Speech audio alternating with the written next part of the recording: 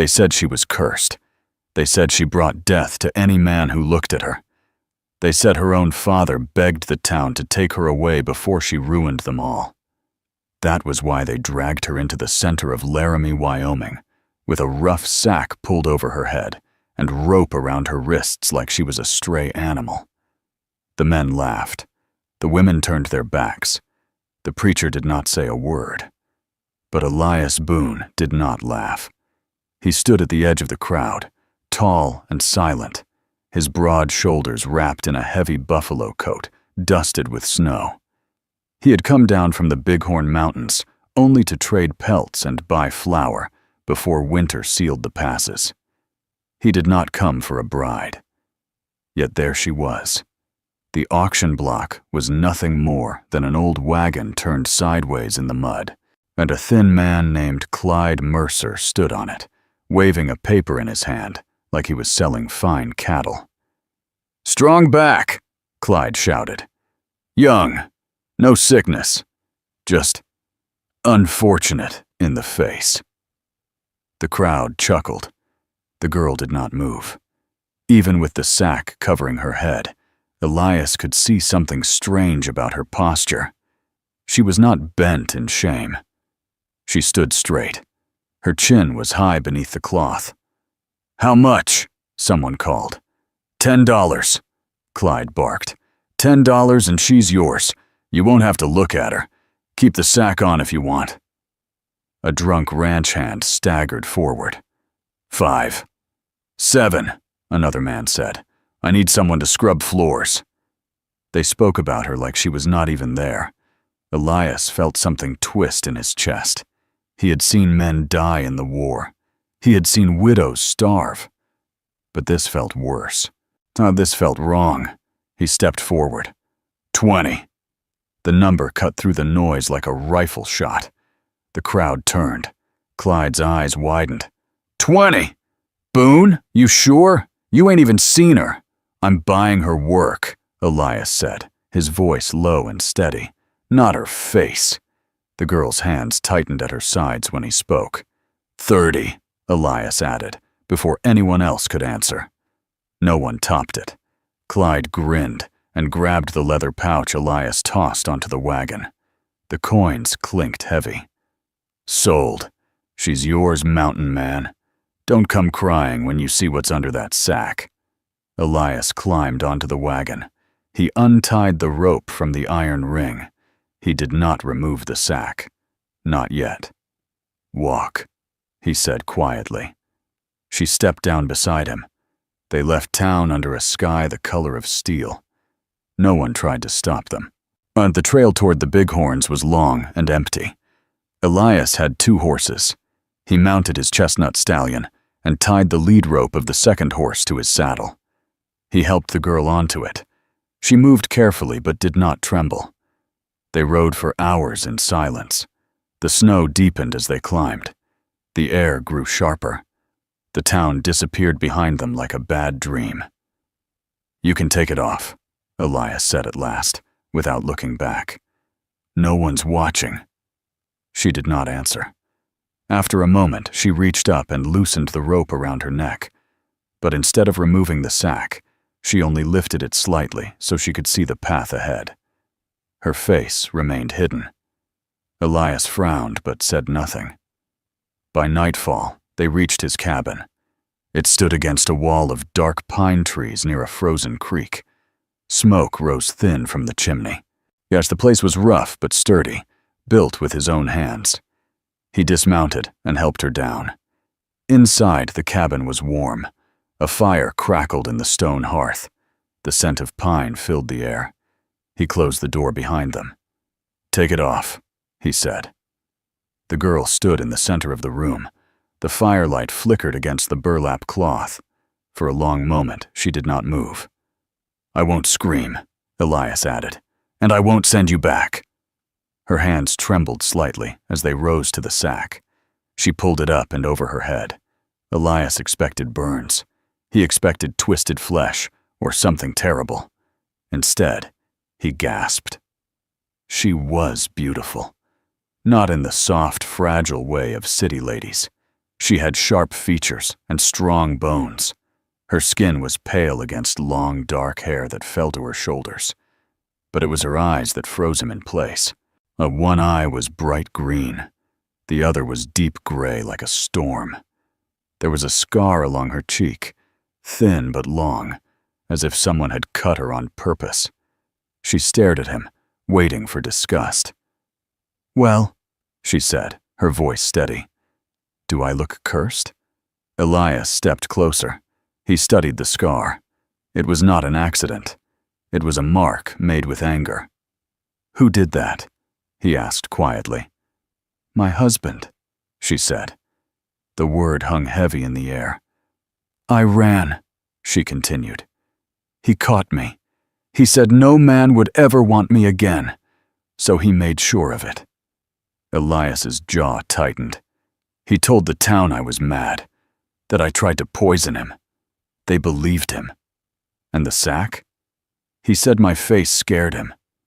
Elias felt heat rise in his chest. Not fear, not shame. Rage. "What's his name?" he asked. "Caleb Turner." Elias knew it. Turner owned half the cattle in the valley below Laramie. A powerful man, the kind who thought money made him untouchable. "He won't come up here," Elias said. "He will," she replied. "He doesn't let things go." Elias studied her again. "What's your name?" "Rebecca Hale."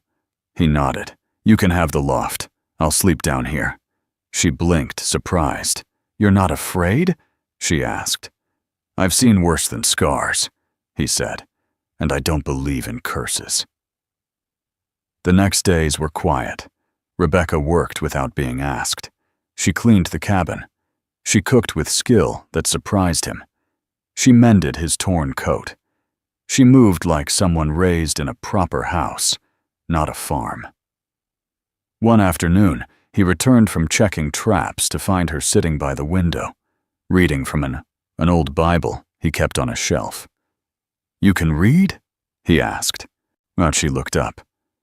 "My father was a schoolteacher." Elias sat across from her. "Why did you marry him?" he asked gently. Her hands tightened around the book. "I didn't have a choice." Snow began to fall harder that week. The mountains grew silent. On the 6th night, Elias stepped outside to bring in firewood. He stopped. Tracks, fresh ones, horse tracks, 3 sets. They circled the cabin and led back toward the valley. Elias's stomach went cold. He walked back inside slowly. "Pack what you need," he said.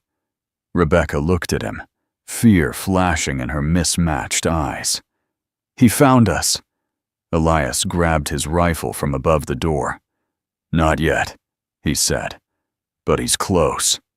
Outside, a branch snapped. Then came the sound of hooves crunching through snow. A voice called from the dark. "Rebecca!" She went pale. Dick Caleb Turner's voice carried through the trees like a snake's hiss. "Come home," he shouted. "You don't belong with that animal." Elias stepped in front of her. "You stay behind me," he said. The door rattled as someone slammed against it. "Open up, Boone," Caleb called, "or we burn you out." Rebecca's breathing quickened. Elias looked at her. "You know how to shoot?" he asked. She nodded once. He handed her a spare rifle. The first shot shattered the cabin window. Wood splintered. Smoke and cold air rushed inside. Elias fired back through the door. A man screamed. Rebecca moved to the side wall and aimed toward the shadows near the stable. Another shot rang out. More shouting. Caleb's voice roared in anger. "You think you can keep what's mine?" Rebecca's eyes hardened. "I was never yours," she whispered. Elias glanced at her and saw something fierce rise in her expression.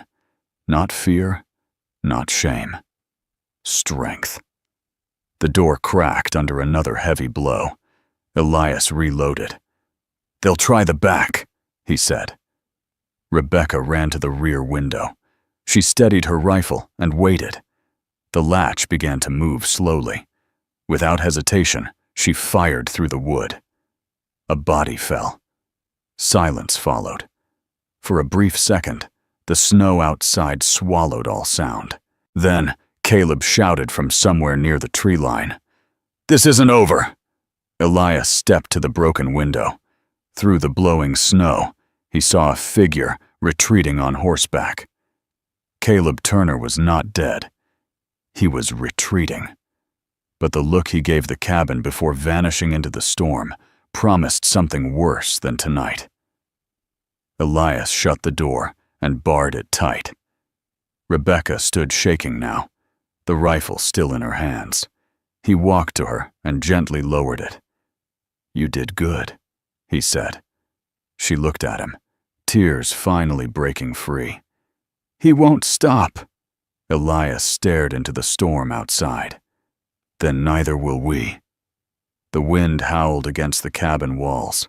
Winter had only just begun. The storm lasted 3 days. Snow buried the cabin halfway to the windows. The world outside turned white and silent. But Elias knew silence in the mountains never meant safety. It meant waiting. Rebecca moved through the cabin with purpose. She did not speak much after the attack. She chopped vegetables with sharp, quick strokes. She kept the fire alive. She cleaned the rifles and laid them side by side on the table. On the second night, Elias woke to the sound of her crying softly in the loft. He sat up on his cot near the door. "Rebecca," he called gently. The crying stopped. After a moment, she climbed down the ladder. Her hair was loose around her shoulders. The scar on her cheek caught the firelight. "I dreamed he found me again," she said. "Only this time, no one was there to help." Elias stood. He walked to the hearth and added a log. "He's flesh and blood," Elias said. "Not a ghost. And flesh and blood can bleed." Rebecca studied him. You talk like a soldier." "I was," he answered. "Union cavalry. I learned something in the war." "What?" "That fear is loud before a fight. But after the first shot it goes quiet. Then it's just action." She nodded slowly. "You're not afraid of him," she said. "I don't like bullies," Elias replied. On the 4th morning, the storm cleared. The sky was bright and cold. Elias stepped outside to check the tree line. More tracks. Not just 3 this time. 5. They had returned during the storm and watched again.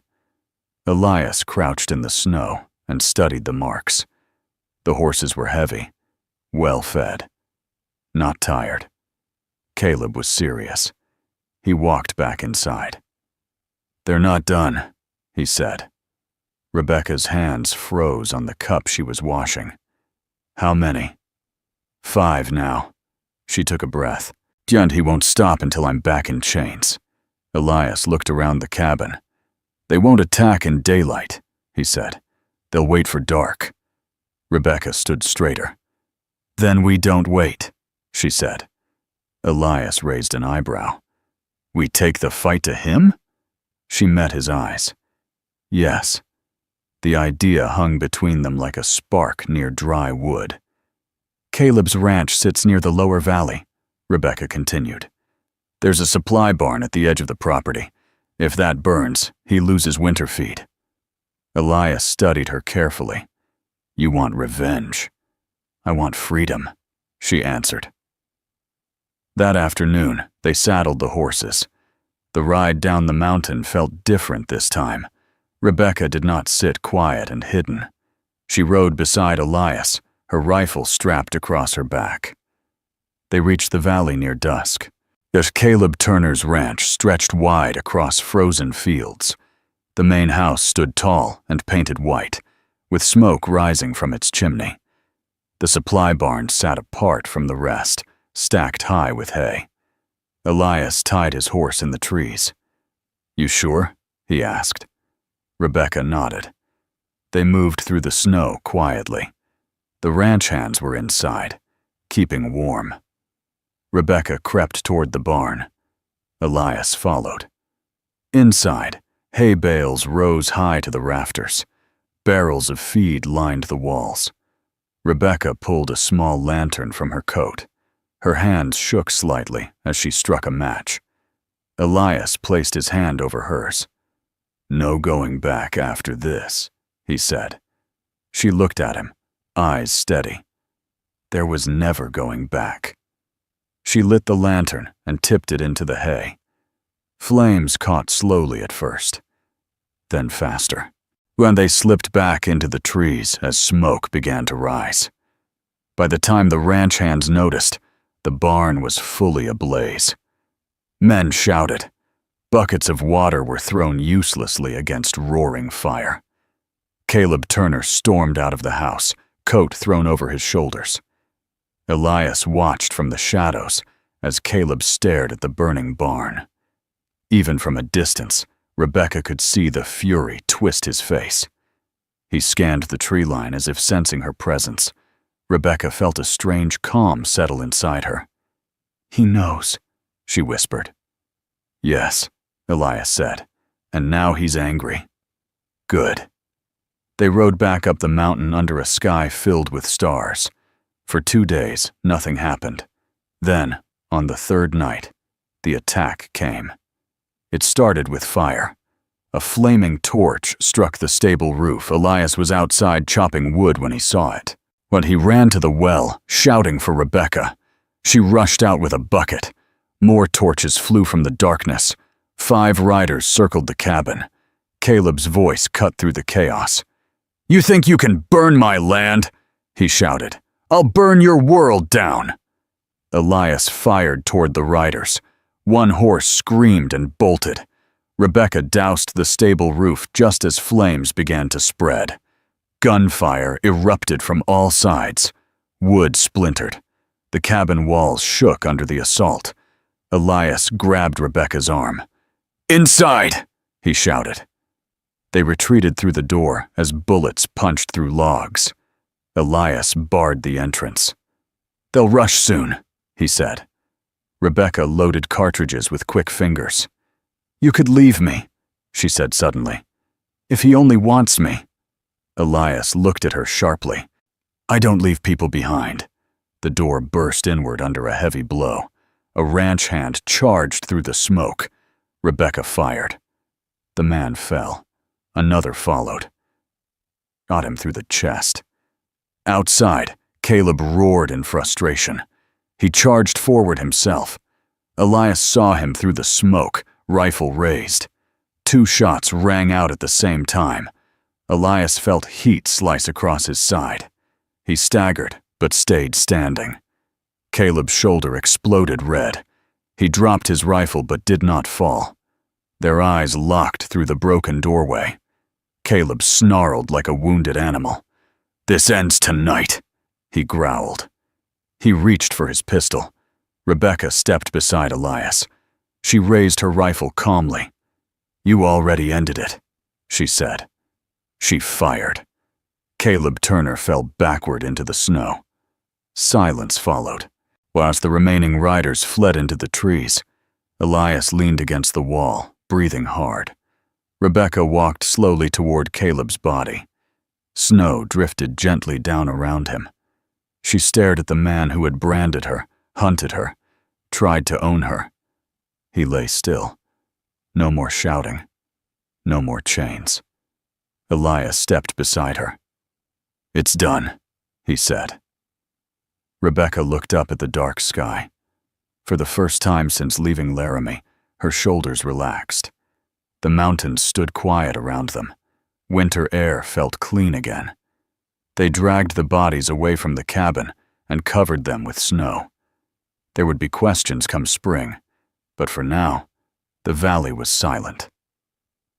That night, Rebecca did not cry in her sleep. She climbed down from the loft before dawn and sat beside Elias at the hearth. "Thank you," she said softly. Elias shook his head. You saved yourself." She reached out and touched the scar on her cheek. "I thought this mark meant I was ruined," she said. Elias looked at her. It means you survived." The fire crackled between them. Outside, the first light of morning touched the snowy peaks. Winter was still strong, but fear was gone. The valley stayed quiet for a week after Caleb Turner fell in the snow. No riders came up the mountain. No torches burned in the dark. The only sounds were wind through pine trees and the slow crack of ice along the creek. But Elias knew peace in the west never lasted long. On the 8th morning, he rode down toward the lower trail to check the old trading post near the fork in the river. He needed flour and salt. Rebecca insisted on coming. "You don't have to ride everywhere with me," he told her. "Yes, I do," she replied. "We face things together now." He did not argue. When they reached the trading post, the old wooden sign creaked in the wind. 2 horses stood tied outside that did not belong there. Elias's jaw tightened. Inside, 3 men stood near the counter speaking in low voices. They wore long dusters and clean boots, not ranch hands, not miners. Lawmen. One of them turned as Elias entered. "You Elias Boone?" the tallest one asked. "That depends who's asking." "Deputy Marshal Warren Cole." He removed his hat slowly. His eyes shifted toward Rebecca. We're here about Caleb Turner." Rebecca's spine stiffened. "What about him?" Elias asked. "He was found dead," Cole said. "Shot. Witnesses say you and this woman were seen riding near his property the night his barn burned." Elias did not blink. "Witnesses say a lot of things." Cole studied Rebecca's scar. "You Rebecca Hale?" "Yes." "Caleb Turner was your husband." Rebecca's voice did not shake. "He forced that marriage." Cole crossed his arms. "Maybe so, but he was a powerful man, and powerful men have friends." The room felt tight. "You planning to arrest her?" Elias asked. "That depends," Cole said, "on whether she killed him in self-defense." Rebecca stepped forward. "He broke into our cabin with 5 armed men," she said clearly. "He fired first. I shot back." Cole watched her for a long moment. "You got proof?" Elias met his eyes. "You're welcome to ride up and see the bullet holes in my walls." Cole looked at his 2 deputies. One of them shrugged slightly.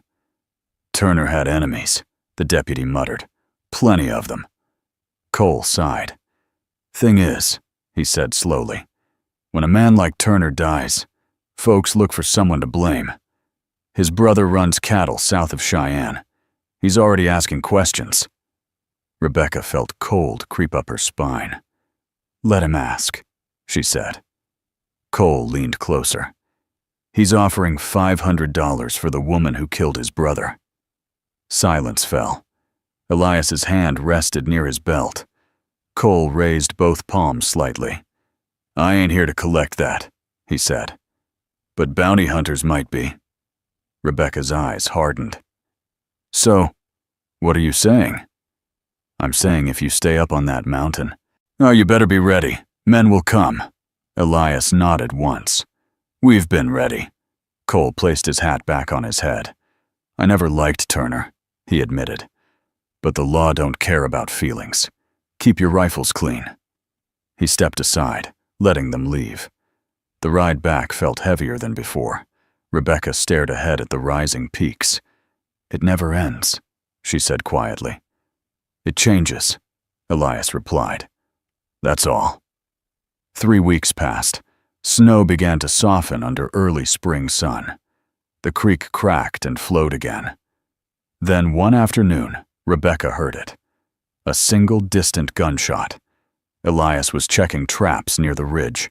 Rebecca grabbed her rifle and ran outside. Another shot echoed. She mounted her horse without thinking and rode toward the sound. Smoke rose faintly near the tree line. She found Elias kneeling behind a fallen log, blood seeping from his left thigh. Across the clearing stood 2 men with rifles, bounty hunters. Elias fired once more, hitting one in the shoulder. The other ducked behind a tree. Rebecca slid off her horse and dropped behind a rock. You all right? She shouted. Still breathing, Elias answered through clenched teeth. The bounty hunter behind the tree yelled out. $500, says she's worth more dead than alive. Rebecca's grip tightened. She moved low and fast through brush, circling wide. The man focused only on Elias. Rebecca came up behind him silently. Turn around, she said coldly. He spun halfway before she struck him across the head with her rifle stock. He collapsed into the snow. The other bounty hunter fled, dragging his wounded arm, while Rebecca ran to Elias. His leg was bleeding badly. She tore fabric from her skirt and pressed it against the wound. You came alone, he muttered. You would have done the same. She helped him back to the cabin slowly. For 2 days, she stayed at his side. She cleaned the wound. She boiled water. She fed him broth. On the second night, as rain tapped against the roof, Elias looked at her from his cot. You could leave, he said quietly. Ride east. Take money from Turner's estate. Start fresh. Rebecca shook her head. I don't want fresh, she said. I want this. He studied her face. The scar no longer looked like damage. It looked like strength. You're sure? He asked. She sat beside him. They tried to sell me with a sack over my head, she said. You were the only one who saw me standing straight. I'm not running anymore. Weeks passed. Spring melted the last of the snow. No more bounty hunters came. Word spread quietly that Caleb Turner's death had been ruled self-defense. His brother lost interest when the ranch began falling apart without Caleb's control. One evening in late May, Rebecca stood outside watching wildflowers bloom near the creek. Elias joined her, walking carefully but stronger each day. You ever regret it? She asked. Buying you? He said with a faint smile. Yes. He looked at the mountains glowing gold in sunset light. I thought I was buying help for winter, he said. Turns out I was buying trouble. She laughed softly. Then why keep me? He met her mismatched eyes. Because trouble like you makes life worth fighting for. Rebecca felt warmth spread through her chest, and the wind carried the scent of pine and fresh earth. You know, she said gently, you never asked me to marry you. Elias blinked. I figured you'd had enough of that word. She stepped closer. With the right man, it means something different. He took her hands in his rough ones. No preacher up here, he said. We don't need one. Under the open sky of the Bighorn Mountains, with only pine trees and rushing water as witnesses, Elias Boone and Rebecca Hale made a quiet promise. No sacks, no chains, no ownership, only choice. Summer came strong and bright. The cabin stood firm against storms. The valley below healed. The ranch that once belonged to Caleb Turner was sold off piece by piece. One afternoon, a letter arrived from Laramie. The town council formally cleared Rebecca's name. She read it slowly, and then folded it and placed it in the fire. I don't need their approval, she said. Elias nodded. You never did. Years later, travelers passing through the mountains would speak of a tall mountain man and a sharp-eyed woman with one green eye and one gray. They said she shot straighter than most men, and that he listened when she spoke. Some swore they once saw her riding bare-faced through town, scar shining in sunlight, daring anyone to call her cursed again. No one did. Elias had bought a rejected bride with a sack on her head. He thought he was rescuing a broken woman, but the truth was different. She had never been broken, and in the end, it was not the mountains that made him strong. It was her.